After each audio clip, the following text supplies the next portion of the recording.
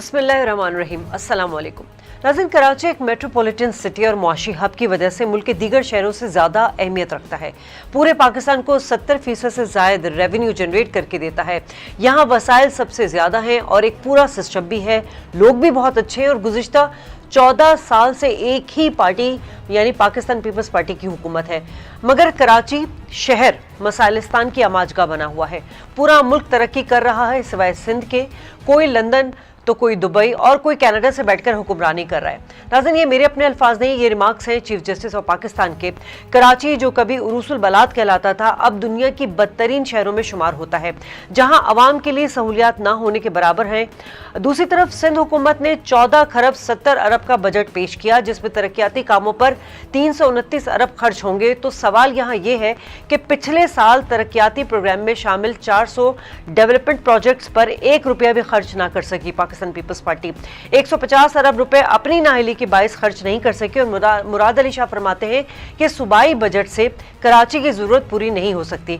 विफाक से 147 अरब रुपए मिलने थे, मगर लगता है कि वो अब नहीं मिलेंगे। बहरहाल इस बजट को पीटीआई और एमक्यूएम ने मुस्तरद कर दिया है और ये कि इसमें सिंध के लोगों के लिए कुछ भी नहीं है। आज इसी हवाले से बात करेंगे अपने शो में। अपने मेहमानों का तारुफ करा दूं। Ali Rashid MP Pakistan Peoples Party से आपका ताल्लुक है, बहुत शुक्रिया सर आपने ज्वाइन किया। और एमपीए बिलाल गफ्फार पीटीआई से हमें ज्वाइन कर चुके हैं। अली राशिद साहब, हम बैठ के हमेशा कराची के इश्यूज पर बात करते रहे हैं, आपकी गवर्नर्स पर बात करते रहे हैं, आपकी कारकर्दगी आपकी परफॉर्मेंस को लेकर सवालात उठाते रहे, मगर चीफ जस्टिस ऑफ पाकिस्तान की जो रिमार्क्स, जो ऑब्जर्वेशन रही है आपकी हुकूमत के खिलाफ, सर उस पर आप क्या कहेंगे? बिस्मिल्लाहिर्रहमानिर्रहीम। पहले तो बहुत बहुत आपका शुक्रिया कि आपने मुझे अपने प्रोग्राम में बुलाया। चीफ जस्टिस साहब के देखें कुछ रिमार्क्स थे, कुछ ऑब्जर्वेशन थी और कुछ चीज़ें उन्होंने हाईलाइट की थी जिन पे पेशरफ्त हुई, फिर उस पर काम भी हुआ। और मैं यहाँ बताता चलूँ कि बहुत आसानी से हम एक पार्टी को कसूरवार ठहरा देते हैं या एक हुकूमत को सूबाई कसूरवार ठहरा देते हैं, मगर कराची की जब तक जहाँ बात होती है तो Karachi is govern by 13 different bodies, जिसमें फेडरल के केपीटी भी है, रेलवेज भी है, कंटोनमेंट एरियाज भी हैं। और अगर आप ओवरऑल सेटअप देखें तो 30% of Karachi is only Sindh government and 70% is federal government. अच्छा। अगर आप एक और बड़ी हैज़र्ड तरीके से इसको बनाया गया है और इसकी जो इनका एक कोई वारिस नहीं है या एक पावर नहीं है जो इसको सही कर सके। अगर आप एयरपोर्ट से आज आए और एयरपोर्ट से आप शारा फैसल से आ रही हो, आप जिस रोड से एयरपोर्ट से आ रही होंगी वो है फैसल कंटोनमेंट, ठीक है। अगर आप उसी रोड से एयरपोर्ट जा रही होंगी तो वो रोड है केएमसी। तो इतने हैज़र्ड तरीके से जब चीजें होंगी तो ऑब्वियसली डिफिकल्टीज आएंगी, मगर काम। सर अगर आप इजाजत दे तो एक सवाल आपसे यहीं पे पूछ लूं। सर एग्जीक्यूशन तो आपकी है ना, 18th अमेंडमेंट के बाद जितनी पावर है वो तो आपको मिल चुकी है और सबसे ज्यादा शोर भी आप लोग मचाते रहे। नहीं, मैं यहाँ आपको करेक्ट करता चलूं, नहीं ऐसा नहीं है। 18 अमेंडमेंट के बाद हमें पावर्स नहीं मिली। मैं आपको बहुत एक सिंपल सा एग्जांपल दे देता हूँ। बारिशें, मानसून सीजन फिर से आने वाला है, पिछले साल भी आया था। डीएचए में जो बारिशें हुई, डीएचए के जो रिहायशी थे निकल के आ गए, इसलिए कि उनके पूरे घर सैलाब में डूब गए थे। अर्बन फ्लडिंग हुई, होती है, मैं नहीं कह रहा कि किसी की गलती है, हुई, मगर वो उस तरह से कंटेन नहीं हो सकी जैसे बाकी शहरों में पीपल्स पार्टी और सिंध गवर्नमेंट ने चीजों को कंट्रोल कर लिया।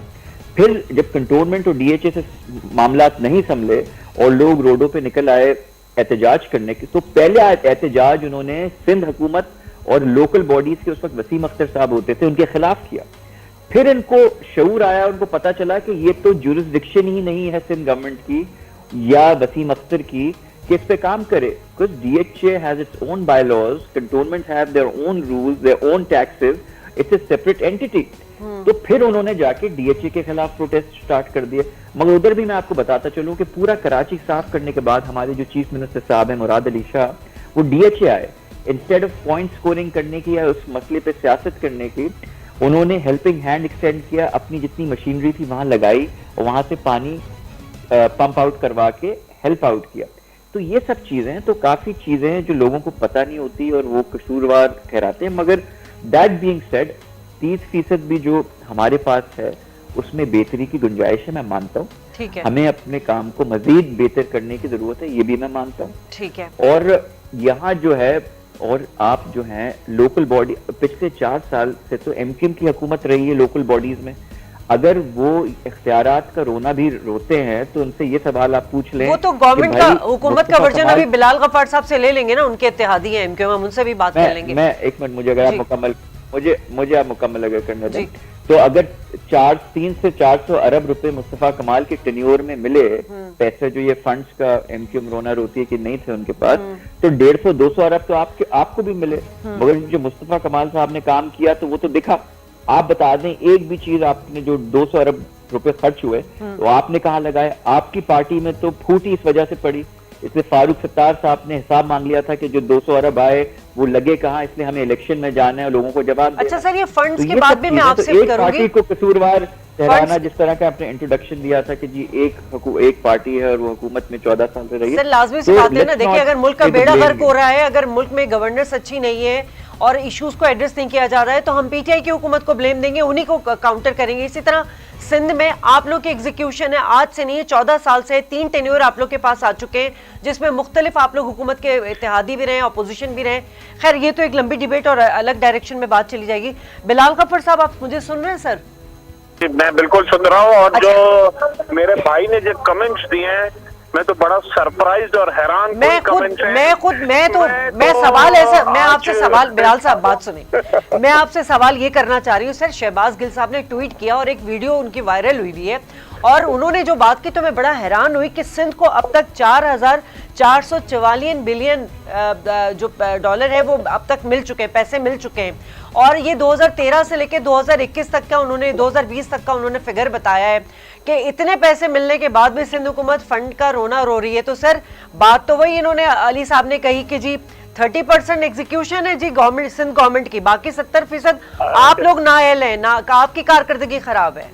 अच्छा देखिए, सबसे पहले तो मैं मेरे भाई को कुछ याद दहानी करा दूं, कुछ चीजें फैक्ट पे लाना जरूरी है।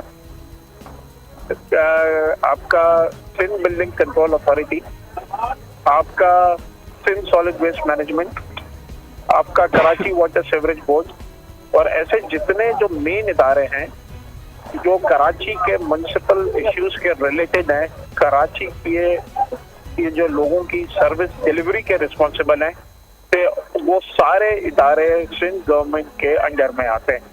जो कराची से जो कचरा उठता है, जो ये नहीं उठाते, जो 2 से 3 डिस्ट्रिक्ट्स में कुछ उठ जाता है, बाकी तो वो है ना, आप चले मेरे साथ, वहाँ पे तो वो है ना कचरा वैसे का वैसा ही पड़ा हुआ होता है, बाकी समंदर में चला जाता है। वो तो सिंध सॉलिड वेस्ट मैनेजमेंट के जो चेयरमैन है वो हमारे मौसूफ वजीर आला मुराद अली शाह साहब हैं। सिंध बिल्डिंग कंट्रोल अथॉरिटी आपके minister of local body ministry की आती है। कराची वाटर सीवरेज बोर्ड जो है वो लोकल बॉडीज मिनिस्ट्री की आती है। 2015 के सिंध गवर्नमेंट ने जो बल्दियाती एक्ट चेंज किया था, उसमें जो तमाम तर इख्तियारात जो मेयर के पास थे वो अब सूबाई हुकूमत के पास है, और 18वीं तरमीम के पास हेल्थ, एजुकेशन, पानी, local body system, municipality issues जितने हैं वो सारे जो है वो सिंध हुकूमत की जिम्मेदारी है, सारे प्रोविंशियल हुकूमत की जिम्मेदारी है। अच्छा, आज जो सुप्रीम कोर्ट ने जो रिमार्क्स पेश किया और ऑब्जर्वेशन दी, वो तो उन्होंने सिंध हुकूमत की 14 साल की जो कारकर्दगी है, परफॉर्मेंस है, वो एक्सपोज करके रख दी कि एक कचरा भी नहीं होता। मैं एक सवाल पूछता हूँ कि सिंध ये कहते हैं कि नालों की सफाई हुई, ये हुई, अभी जो 3 बड़े नाले हैं, महमूदाबाद नाला, गुजर नाला और आपका औरंगी नाला, वो कराची ट्रांसफॉर्मेशन प्लान के तहत वफाकी हुकूमत साफ कर रही है, और ये भी काम सिंध हुकूमत का है, प्रोविंशियल सब्जेक्ट है, लेकिन इनको नहीं करना। मुझे बड़ा अफसोस हुआ कि जो सस्टेनेबल डेवलपमेंट गोल्स के तहत कराची पैकेज पे जो यूसीओ में पानी, सीवरेज, सैनिटेशन, रोड, गलियां, जहाँ कहीं किसी कच्ची गलियों में सीसी फ्लोरिंग हो रही है, टफ पेवर लग रहे हैं, तो आपके मुराद अली शाह साहब फरमाते हैं कि वजीर आजम जो है वो यूसीओ में क्यों काम करवा रहे हैं। मैं मेरे भाई को और आपके चैनल के तमाम लोगों को बताता हूँ ना चलूं कि पीटीआई हर गली में काम कराएगी, और जो बुनियादी चीजें हैं, जो बुनियादी नीड्स है, रिक्वायरमेंट्स है सिंध की आवाम का, वो पाकिस्तान तहरीक इंसाफ पूरी करेगी। इनको ये मसला है कि पैसे सिंध गवर्नमेंट को नहीं मिल रहे, पैसे अवाम पे खर्च हो रहे हैं। 14 साल हो गए, तो तकरीबन जो डेवलपमेंट बजट का जो फिगर है वो 2,500 अरब रुपए है, और पिछले साल 252 अरब रुपए का डेवलपमेंट बजट था, और ये खर्च नहीं कर सके क्योंकि इनके पास कैपेसिटी ही नहीं है। मैं उसी यही सवाल करना चाह रही हूँ अली साहब से। इनके पास इनकॉम्पिटेंस है। और मैं आज आपके व्यूअर्स को और आपके चैनल से मैं लोगों को ये बात बताना चाहता हूँ कि सिंध गवर्नमेंट के खुद के जो डॉक्यूमेंट्स हैं उस पर इन्होंने ये एतराफ किया है कि इस रवा माली साल न्यू डेवलपमेंट स्कीम्स पे 1 रुपए खर्च नहीं हुआ। कराची के लिए इन्होंने 19 स्कीमें रखी थी, इस साल 13 स्कीमों पे 1 रुपया खर्च नहीं हुआ। ये वो फैक्ट्स एंड फिगर्स हैं जो इनकी बजट की किताबों में इनके खुद हैं। ना ये टैक्स कलेक्ट कर सकते हैं, ना ये डेवलपमेंट एक्सपेंडिचर कर सकते हैं। हाँ, हुकूमती अखराजात ये पूरे कर लेते हैं, जो इनकी जो बाबू बैठे हुए जो हुकूमत चलाते हैं उनके अखराजात, उनके यूटिलिटीज और वो उनके जो एक्सपेंसेस वो पूरे कर लेती है सिर्फ हुकूमत। ठीक है अली साहब मेरा भी यही सवाल है कि सर ये जो हम पहले के अगर तरक्याती कामों के हवाले से देखें तो 150 अरब रुपए जो है वो खर्च करने में सिंध हुकूमत नाकाम रही है। तो यानी कि यहाँ पे फंड्स का मसला नहीं है जिसका रोना रोया जाता है, यहाँ पे परफॉर्म करने का, डिलीवर करने का मसला है। बात सुने तो फंड, अच्छा अगर आप मुझे बात करने का मौका दे, मैंने बड़े हौसले और तहम्मुल से नहीं आपको कोई इंटरप्ट नहीं करा, आप बात करें। तो मुझे उम्मीद है कि आप लोग भी उसी सब्र का मुजाहिरा करेंगे और मेरी बात मुकम्मल होने तक मुझे आप इंटरप्ट नहीं करेंगे। पहले तो मैं ये पूछना चाहता हूँ कि अगर हम सिंध का जायज हक NSP अवार्ड के तहत जो कानूनी आईनी हक है वो मांग रहे हैं, देखिए फंड्स का यूटिलाइज होना, डेवलपमेंट अच्छी हुई बुरी हुई, दैट्स अ डिफरेंट डिबेट। मगर अगर आप ये कह रहे हैं कि जी एक सिंध का जायज जो हिस्सा बनता है, जो NSP में डिफाइंड है, जो सब चीजें हैं वो हम नहीं मांगे, वो बात नहीं करें, तो I think that is a bit unfair. Moving on, जो PTI के मेरे भाई बैठे हुए हैं इनसे पूछे, इनके जो बात अगर इतने इश्यूज हैं हमसे तो आके बैठ जाएं। इनके तो प्राइम मिनिस्टर अगर सिंध का इतना दर्द रखते हैं, कराची का इतना दर्द रखते हैं, तो ये क्यों नहीं आते कराची और सिंध? और जब कराची और सिंध आते हैं तो कोई it's a general protocol by law कि जब भी कोई प्राइम मिनिस्टर किसी सूबे में आता है उस चीफ मिनिस्टर से वो मीटिंग रखता है, उससे बात करता है। ये तो हमसे मिलना गवारा नहीं करते, ये अपनी जातियात पे आए हुए हैं। They should put there differences aside. आप ये जो बातें मुझसे कर रहे हैं बहुत अच्छी लग रही हैं, मैं भी आपको जवाब में बहुत बातें कर सकता हूँ, मगर 14 साल अगर पीपल्स पार्टी ने हुकूमत की है तो मेरे भाई और बहन ये बात समझ लें कि इसका फैसला कि उनकी परफॉर्मेंस क्या रही है ना मैं कर सकता हूँ, ना आप कर सकती हैं, ना आप कर सकती हैं। ये करती है अवाम की अदालत, और वो करती है इलेक्शंस में, और वो इलेक्शंस में उन्होंने दिखा दिया है कि 14 साल हमें मुंतखब किया। अगर इतनी हमारी बुरी परफॉर्मेंस होती तो आपका तो काम है ना, आप हैं सिंध हुकूमत में, आप ऑपोजिशन में, आप तनकीद करेंगे, ठीक है ना। हम फेडरल में आपके साथ हैं, हम आप पे तनकीद करेंगे, मगर ये लास्ट में फैसला कौन करेगा? जैसे PTI हर अपनी जीती हुई सीट, हर बाई इलेक्शन में इनकी जमानतें जब्त हुई हैं। कराची का इलेक्शन 249 में इनकी जमानतें जब्त हुई हैं। नंबर 1 पार्टी जिसकी ये सीट थी उससे नंबर 5 या 6 पे आ गए, नंबर 5 या 6 पे आ गए। जी बोले सर। हेलो अली साहब कंप्लीट कर ली सर आपने बात, हमने आपको इसलिए इंटरप्ट नहीं किया कि आप अपनी बात कंप्लीट कर लें। अच्छा ठीक है बिलाल गफ्फार साहब, अब बात तो वही आ जाती है सर, मैं तो बड़ा कंफ्यूज हो गई। Shazia give me a minute to respond. जो यहाँ पे मेरे कुलीग ने जो बात की है, मैं इनको बताना चाहता हूँ कि इस बार FBR ने अपना टैक्स कलेक्शन जो है, जो टारगेट था, जो एस्टिमेटेड टारगेट था, उसको एक्सीड किया है। तो मैं इनको ये भी बताता चलूँ कि जो NSP का जो ट्रांसफर होता है वो on the basis of collection होता है। तो जब कलेक्शन पूरा हुआ है तो तमाम सूबों को उनका पैसा मिलेगा। तो जो वफाकी हुकूमत चाहते भी NSP का शेयर नहीं रोक सकती, क्योंकि ऑटोमेटिकली ये हर फोर्टनाइटली तमाम सूबों को पैसे ट्रांसफर हो जाते हैं। जब अगर फेडरल गवर्नमेंट के पास कलेक्शन कम होगा तो जाहिर है वो उस परसेंटेज से तमाम सूबों की जो शेयर होता है वो कम हो जाता है। लेकिन ये कहना कि पैसे है ना रोक लिए गए या पैसे नहीं दिए जा रहे, तो ये कोई एब्सोल्यूट टर्म्स में है ना पैसे ट्रांसफर नहीं किए जाते, ये on the basis of allocation होती है, on the basis of collection होते हैं और उसका शेयर सब प्रोविंसेस को मिल जाता है। पहले तो ये ना तमाम व्यूअर्स के लिए ये मैं क्लैरिफाई करना चाहता हूँ। और दूसरी बात, ये हर बार एनएफसी को रोते हैं। 14 साल हो गए इन्होंने पीएफसी अवार्ड नहीं किया। पीएफसी अवार्ड ये होता है जिससे आपके सूबा हुकूमत से नीचे टाउन है, आपके डिस्ट्रिक्ट है, यूसी में पैसा मुंतकिल हो। पंजाब ने ये कर दिया है और केपीके में जो 35% डेवलपमेंट बजट है वो आपके डिस्ट्रिक्ट गवर्नमेंट से खर्च हो रहा है। तो ये वो ताकि ये वो है ना चेंज है माइंडसेट का कि जो आपके जो ग्राउंड लेवल तक वो रिसोर्सेज की ट्रांसफर हो और लोगों का मसाइल हल हो जाए। दूसरी बात, ये बड़े कहते हैं कि कराची में हमारा कराची में ये 30% है on the basis of the land. तो शायद ये सही कह रहे हो, लेकिन on the basis of execution and on the basis of जो जिम्मेदारी है वो इस जिम्मेदारी से वो मैं अली साहब से सवाल कर चुकी हूँ कि एग्जीक्यूशन उन्हीं की है। एक मेरी बात सुनने जब आए वो मैंने कुछ भी बोला नहीं कि सिंध में अभी भी जो बजट आया है उसमें 165 बिलियन रुपीस इन्होंने सर्विसेज और सेल्स टैक्स लगाए है, जो पिछली साल 135 अरब रुपए थे। इसमें से रफ एस्टिमेट है कि 90 to 92% ये सेल्स टैक्स कराची से कलेक्ट होता है। तो ये दुबई सिंध के डायरेक्ट किटी में जाता है, इनका जो कंसोलिडेटेड फंड होता है उसमें जाता है। तो जो कराची से ये 125 अरब रुपए कलेक्ट करता है तो वो तो कराची में लगाते हैं। ठीक है अली साहब। अच्छा, दूसरी बात ये जो कह रहे हैं आप ऐसा करें, इनके साथ आप एक सोलो प्रोग्राम कर लें, मैं चला जाता हूं। सर आपकी बात करते रहने। अली साहब आप डिस्कनेक्ट हो गए थे, इस वजह से हमने बिलाल गफ्फार साहब से, मुझे तो प्रोग्राम कंटिन्यू करना है ना सर। अच्छा अली साहब चलें, अब आप तो मैं वापस आ गया हूं ना। जी मैं आप ही के पास आ रही हूँ सर। आप दोनों के अलावा है कौन, उनसे पूछूंगी या आपसे पूछूंगी। तो अली साहब अब ये फरमा दीजिएगा, ये जो ये अपोजिशन आप पे इल्जाम लगा रही है कि जी आप लोगों ने टैक्स कलेक्ट जो करना था वो मेरा ख्याल है 71% से ज्यादा नहीं कर सके आप लोग, और जो एफबीआर है वो टैक्स कलेक्शन पर ही एनएफसी देता है, सॉरी विफाक देता है। एक सेकंड अब मुझे आप बताएं बात। आप पहले तो ये बताएं कि इनकी परफॉर्मेंस पीटीआई की रही क्या है, ठीक है ना। आप खित्ते में उठा के देख लें जीडीपी टू ग्रोथ रेट, मैं तो कहता हूं आप छोड़े बांग्लादेश को, आप छोड़े चाइना को, छोड़े इंडिया को, अफगानिस्तान जैसा मुल्क जो है 4.2 ग्रोथ पोस्ट कर रहा है।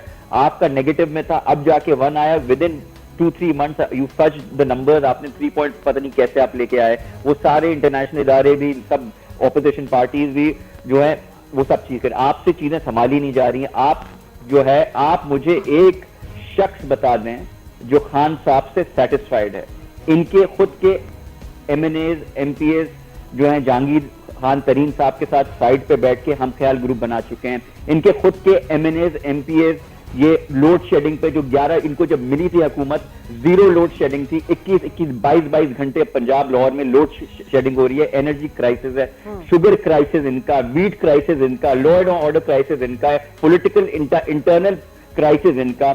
इनकी ना इनके खुद के लोग इनसे खुश। फिर आप आ जाएं इनके कोएलिशन पार्टनर्स, ये कराची का दर्द रखते हैं। इनसे पूछें 1100 अरब का जो पैकेज खान साहब अनाउंस करके चले गए, जब वो कराची आके अपनी फंड रेजिंग करने आते हैं अपने अस्पताल के लिए, अनाउंसमेंट कर देते हैं, उनमें से एक भी अनाउंसमेंट पे ये पूरा उतरे हैं, एक भी पैसा उस मद में जो इन्होंने पैकेजेस अनाउंस किए। इनके कोएलिशन पार्टनर्स इनसे नाराज, इनकी एमक्यूएम, जीडीए इनसे नाराज, सेंसेस इन्होंने सही तरह कराया हुआ नहीं। आप एक मुल्क का बजट कैसे बना सकते हैं? आप एक घर का बजट नहीं बना सकते जब तक आपको ये नहीं पता होता कि एक घर में कितने फर्द रहते हैं। सेंसेस आपने सही नहीं कराया हुआ।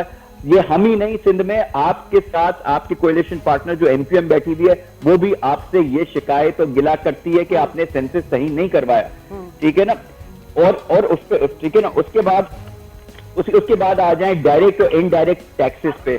इन्होंने कहा जी कम कोई नए टैक्सेस नहीं लगाए। 7 बिलियन रुपीस के इन्होंने टैक्सेस, इनडायरेक्ट टैक्सेस लगाए जो सेल्स टैक्स की मद में लगेंगे, जिसमें आप अपना टैक्स नेट नहीं बढ़ा रहे, आप इनकम टैक्स शेयर्स का नेट नहीं बढ़ा रहे, आप बढ़ा रहे हैं टैक्स उन लोगों का, फॉर एग्जाम्पल जिसपे सेल्स टैक्स लगेगा कि अगर गरीब का बच्चा जिसको दूध पे जितना टैक्स देता है वो एक अमीर का बच्चा भी देगा। ये कहाँ का इंसाफ है? आप मुझे बता दें आप परफॉर्मेंस क्या है ना। आवाम आपसे खुश, फूड इन्फ्लेशन देखे कायम, कोई चीज आप एक सेगमेंट दिखा दें जहां परफॉर्म कर रहे हैं। आपको मैं बड़ा एक अच्छा सा एग्जांपल देता हूं। इनसे नंबर गेम और स्पिन डॉक्ट्रिन करवानी हो तो बहुत अच्छा ये कर लेते हैं। इनसे ये पूछें कि 2013 में आपकी एक्सपोर्ट्स कितनी थी, ठीक है, ये आपको रुपीज में बताएंगे। इनसे पूछे उस वक्त थी $25 बिलियन, आपकी 2021 में भी अभी भी $25 बिलियन हैं। रुपीज में आप कन्वर्ट करके बताएंगे तो वो 2013 से बहुत ऊपर लगेंगे। एक ले पर्सन तो शायद ये बेवकूफ बना सकें, मगर पीपल हु अब जिनमें अवेयरनेस है, बाशऊर है, उनको ये बेवकूफ नहीं बना सकते। इनकी हुकूमत फेल हो चुकी है, इस पे मैं डिबेट ही नहीं करना चाहूंगा। इसलिए खान साहब खुद आके 2.5 साल बाद बयान दे चुके हैं कि मैं मानता हूं हमसे परफॉर्मेंस नहीं हुई है और हम जिस तरह काम करना चाहते थे वो नहीं कर सके। कहाँ हैं वो 200 लोग आके पूरा दूध की नहरें और शहर की नहरें बहाने वाले थे? इनके पास तो उनके फाइनेंस मिनिस्टर भी नहीं होते। इनका चौथा फाइनेंस मिनिस्टर है, वो भी जो पीपल्स पार्टी में पहले रह चुके हैं जो साहब, ठीक है ना। इनके बताया इनके पास ना टीम है। $200 बिलियन इस बैंक अकाउंट से ये वापस लाने वाले थे, उसका क्या हुआ? 90 दिन में करप्शन खत्म करने वाले थे, उसका क्या हुआ? 1000 दिन से ज्यादा हो चुके हैं। अब मैं इनकी परफॉर्मेंस पे बात करने आऊंगा तो फिर इनके पास जवाब यही तो अलमिया अली साहब कि हम जिससे भी बात करते हैं कोई हमें सोल्यूशन नहीं मिलता, कोई प्रोडक्टिव डिस्कशन नहीं होती, एक दूसरे का चट्टा बट्टा बोल के सब बैठ जाते हैं। बिलाल साहब, अब बात यही है कि अगर मैं सर मुझे भी बोलना, मुझे भी तो सवाल करने दे सर। ताजिया, इन्होंने काफी चीजें की हैं, तो मेरा राइट है कि जो इन्होंने गलत फैक्ट्स बताए हैं, जो इन्होंने रॉन्ग स्टेटमेंट्स दे दिए हैं, मेरा फर्ज बनता है और आपका भी फर्ज बनता है कि वो उन फैक्ट्स को, उन स्टेटमेंट्स को दुरुस्तगी कर दिया जाए। पहले तो मैं अपने भाई को ये बताना चाहता हूँ कि सेंसस हमने नहीं कराया था। सेंसस इनके चाचा जो इनका आजकल इनके इत्तेहादी बने हुए हैं, PMLN ने करवाया था, हमने सेंसस नहीं कराया था। पहले तो मैं ये इनको बता दूं। दूसरा, मेरे प्यारे भाई को ये बता दूं कि जो हमारी 3.8% की जो GDP है तो वो 1% नहीं है। इसको Asian development bank, IMF, world bank और सबने इसको रिकॉग्नाइज किया है।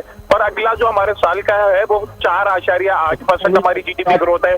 अब मैं दूसरी भी इनको बात बता दूं कि टैक्स टू डेट, जो GDP टू डेट रेशियो है वो पाकिस्तान का एक साल में 10% कम हुआ है रियल टर्म्स में, ठीक है। दूसरा, मैं इनको बता दूं कि जब हम आए थे तो हमें $20 बिलियन का करंट अकाउंट डेफिसिट मिला था और आज भी हमारा सरप्लस करंट है ना, ये हमारा करंट अकाउंट है। तो अच्छा, दूसरा, आपकी लार्ज स्केल मैन्युफैक्चरिंग जो है वो 13 साल के नंबर पे हाईएस्ट पे है। आपका कंस्ट्रक्शन इंडस्ट्रीज पीक पे है। रिकॉर्ड सीमेंट के जो सेल्स फिगर्स हैं, रिकॉर्ड स्टील के फिगर्स हैं, आपकी जो गाड़ियां। बिलाल साहब, अच्छा, मेरी एक और बात सुन लेना। जो इन्होंने अच्छी अगर आपकी परफॉर्मेंस रही है सर जी, मैं आपको एक और बात बता दूं। मैं सिर्फ एक सवाल मेरा सुन ले सर, चाहे वो पाकिस्तान पीपल्स पार्टी हो और या आप हो, मैं दोनों से सवाल यही कर रही हूँ कि हुकूमत, सिंध हुकूमत तो कहती है कि जी लोग हम पे ट्रस्ट करते हैं और हमारी कारकर्दगी से मुतमईन है, तो हमें 14 साल से उन्होंने वोट दिया है। आप लोग कहते हैं कि हमारी परफॉर्मेंस इतनी अच्छी हो गई है, रेमिटेंसेस और खसारा ख़त्म हो गया है और इतना हमने अचीवमेंट कर ली है, सारा कुछ कर लिया है। अवाम वहाँ पे रुल रहे हैं, अवाम सिंध में भी रुल रहे हैं, पूरे पाकिस्तान में भी रुल रहे हैं। सर, अवाम को ये जो आप लोगों ने एदादो-शुमार बताया ना मेरे दोनों मेहमानों ने, ये एदादो-शुमार अवाम को नहीं समझ आते। अवाम को समझ आता है कि उनको रिलीफ कहाँ मिला है, उनके लिए बेहतर सहूलियात किसने दी है। शाजिया, मैं आपको आपको बता दूं कि आम आदमी को क्या। अच्छा, चले मैं एक करके अगर पहले मेरी है ना 2-3 कमेंट सुन लें कि आम आदमी को और रूरल एरिया, दही इलाके में जो लोग हैं उनको क्या रिलीफ मिला है। जो पहले गन्ना 160 रुपए था वो आज 210 रुपए है। 2 साल में अच्छा, जो बीट का जो है वो जो प्राइस है, सपोर्ट प्राइस, वो इस वफाकी हुकूमत ने बढ़ाई। तो जो छोटा काश्तकार है, छोटा फार्मर है, छोटा हारी है, उसकी जो है इनकम बढ़ गई। चले मैं अब अली साहब से जवाब ले लेती हूँ। मेरी एक और सर, बहुत अभी टाइम बचा हुआ है। बिलाल साहब, मैं आपको भी मौका दूंगी सर, अब इनको मौका मिलने चाहिए। अली साहब, आपने ये कहा ना कि क्या हमने किया, मैं मेरे ये जो है ये पीपल्स पार्टी के साथी बैठे हुए, ये 14 साल ये और 30 साल पहले की इन्होंने सेहत की सहूलत देने में नाकाम हो गए और आज अल्हम्दुलिल्लाह KPK में 100% मेडिकल कवरेज है, हाउस होल्ड कवरेज है कि एक आम आदमी, एक गरीब आदमी किसी भी हॉस्पिटल में जाके अपनी फैमिली का सालाना 10 लाख रुपए का फ्री इलाज करवा दे सकता है। पंजाब में ये है ना 50% हो गया है, आजाद कश्मीर में 100% हो गया है, गिलगित बल्तिस्तान में शुरू हो गया और इस्लामाबाद में 100% हो गया और 22 दिसंबर चले अली साहब 100%। और ये ठीक है सर, बेसिक अब इनको भी मौका मिलना चाहिए। सर अली साहब, मुझे चले ये आप लोग एक दूसरे का जवाब देते रहेंगे, एक दूसरे के ब्लेम गेम को जस्टिफाई करते रहेंगे सर, तो ये तो मेरा प्रोग्राम नहीं हुआ। नहीं, इंटरप्ट की बात नहीं मेरे भाई, मैं इनकी हर बात से जो भी कह रहे हैं, इनके पास जो फैक्ट्स एंड फिगर्स हैं, मैं शायद डिसएग्री करूं, मगर इनका हक है, इज एंटाइटल्ड टू ओपिनियन, इनकी पार्टी है, डिफेंड करेंगे। मगर देखें, मेरी पार्टी है, मैं डिफेंड करूंगा, मगर जाना है हमें। मैं एक सिंपल सा सवाल पूछता हूँ, हमें जाना है अवाम की अदालत में, मुझे सिर्फ ये बता दें कि जितने भी इलेक्शन जिस 2018 के जितने भी इलेक्शन हुए, चाहे वो सिंध में हो, पंजाब में हो, अभी रिसेंटली कराची का हो, ठीक है, हर इलेक्शन में ये इनकी जमानतें हारे भी नहीं। अच्छा ये भी सर, नहीं कि नंबर 1 पे थे तो नंबर 2 पे सर आ हम गए। जरा जमानतें जब्त क्यों हुई? प्रोडक्टिव बातें कर लें सर, अगर आपकी इजाजत हो तो। क्यों आए? ये एक दूसरे पे ब्लेम गेम छोड़ दीजिए। एंड में बैरोमीटर जो होता है वो तो यही इलेक्शन ही होता है ना, बैलेट होता है ना, वो जो डिसाइड करता है, अवामी अदालत डिसाइड करती है। 100 बातें मैं कर लूं, ये पीटीआई नामा अपना स्टार्ट कर दें कि हमने ये कर दिया, वो कर दिया, पता नहीं कश्मीर फतेह करके हम आ गए, जो भी ये कर दें, मगर एंड में अवाम फैसला करती है ना। अवाम क्यों इनको रिजेक्ट करे जा रही है बार बार? तो ये दूध का दूध पानी का पानी है कि इनकी परफॉर्मेंस नहीं रही है। आप पूछें एक आम आदमी से जाके, महंगाई का बोझ हमने तो फिर भी सिंध में 25%। अच्छा सर, मुझे सिर्फ ये बता दीजिए सर, अभी अब जरा हम अलग डिस्कशन पे आते हैं सर। पिछले साल के जितने प्रोजेक्ट्स थे सर, अली साहब आपको आवाज आ रही है सर? जी, मैं ये पूछना चाह रही हूँ कि जो पिछले साल के जो प्रोजेक्ट्स थे सर, वो आप लोगों ने कितने कंप्लीट किए, क्यों उसको कंप्लीट नहीं कर सके अगर नहीं हुए तो? दूसरा, और मसाइल जो हैं, आप लोगों ने कितने हॉस्पिटल्स बनाए हैं, आप लोगों ने तालीम की सहूलत के लिए, स्कूल्स के लिए क्या किया है? क्योंकि चीफ जस्टिस ऑफ पाकिस्तान ने जो रिमार्क्स दिए, जैकबाबाद स्कूल में आपने देखा था कि उसको भी कब्जा कर लिया गया था, वहाँ पर उन्होंने एजाज जखरानी और वहाँ के डीसी वगैरह सबको बुला लिया था, आज उनकी पेशी भी होनी थी, पता नहीं उस हवाले से क्या हुआ। लेकिन सर मेरा पूछने का मकसद ये है कि क्या डेवलपमेंट हुई है सिंध में? मुझे आप गिनवा दीजिए कि डेवलपमेंट क्या हुई है। मैं आपको बहुत लंबी एक फहरिस्त है, मैं आपको, आप बोलें तो आपको मैं व्हाट्सएप या आपको ऐसा बता दीजिए जिसको लोगों ने देखा हो। मैंने नहीं, लोगों को उसको सहूलत मिली हो। कराची में आप आ जाए ना, मैं तो आपको दावत देता हूँ, आप आए। 20 मेगा प्रोजेक्ट सिर्फ कराची में अच्छा जो है इनिशिएट हुए हैं, आप आए, मैं आपको विजिट करवाता हूँ, मैं आपको दिखाता हूँ। और जो आप चीफ जस्टिस साहब की कर रही हैं, सुप्रीम कोर्ट की बात कर रही हैं, जो चीजें वहां हो रही हैं, वो बिल्कुल, वो कोई हरफे आखिर नहीं है, कोई वर्डिक्ट नहीं आ गया है। एक केस चल रहा है, एक नोटिस लिया हुआ है, उस पर उनकी ऑब्जर्वेशंस आ रही हैं, उस पर हमारे भी जवाब आ रहे हैं। उसका मतलब ये नहीं है, कभी भी कानून अगर आपने पढ़ा हो, observation hold no value in law. वो जब तक वर्डिक्ट होता है ना, that is the main thing. अगर हमारे खिलाफ कोई फैसला आ जाए तो हम उसको एक्सेप्ट कर। अली साहब से का राब्ता मुनक़ता हो गया। बिलाल, आप मुझे बता दीजिए सर, अब हम तो बड़ा कंफ्यूज हो गए हैं। अगर आपकी हुकूमत पर बात करते हैं तो 100 सवाल आपके आप लोग की कारकर्दगी पर उठ जाते हैं, पीपल्स पार्टी से बात करते हैं तो वो उनके कारकर्दगी पर उठ जाते हैं। अब ये जो कुछ प्रोजेक्ट्स ऐसे थे जिसमें फेडरल की कंट्रीब्यूशन थी, उन्होंने पूरा करना था, उसका क्या हुआ? पानी की एक बूंद अभी तक हमें कराची वालों की, पानी का इतना बड़ा मसला चल रहा है, आपको पता है कि क्या इश्यूज है यहाँ पे, आगे बारिशें आने वाली हैं। जी बेटा, मैं आपने बड़ा अच्छा वैलिड सवाल पूछा।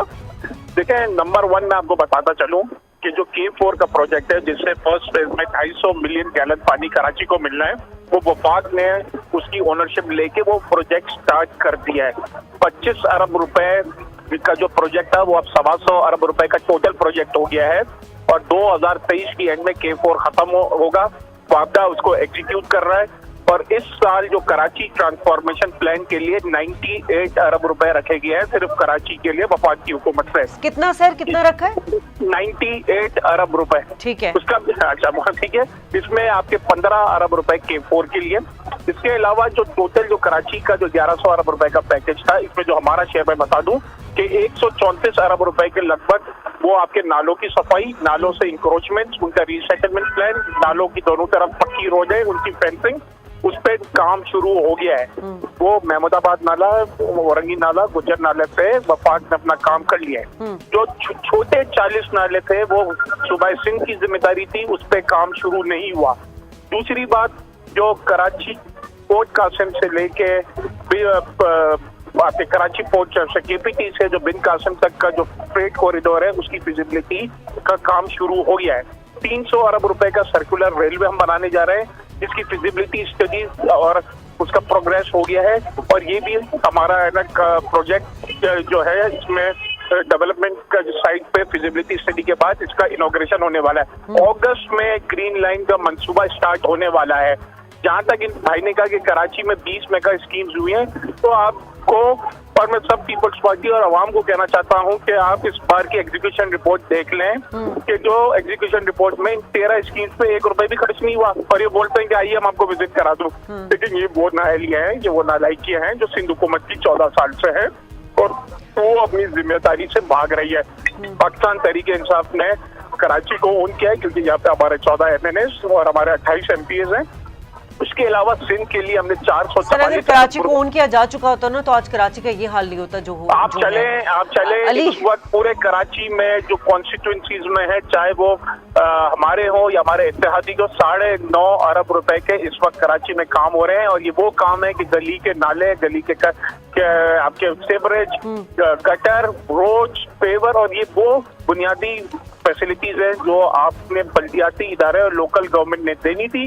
और मैं आपको एक बात बता दूं, विफाक ने 147 अरब रुपए देने थे सिंध को, क्यों नहीं दिए अभी तक? अच्छा, ये बिल्कुल गलत फिगर्स हैं। मैंने आपको पहले भी कहा था कि जो नंबर्स होते हैं, जो कलेक्शन होती है, उस पर एक्चुअल ट्रांसफर हो जाते हैं।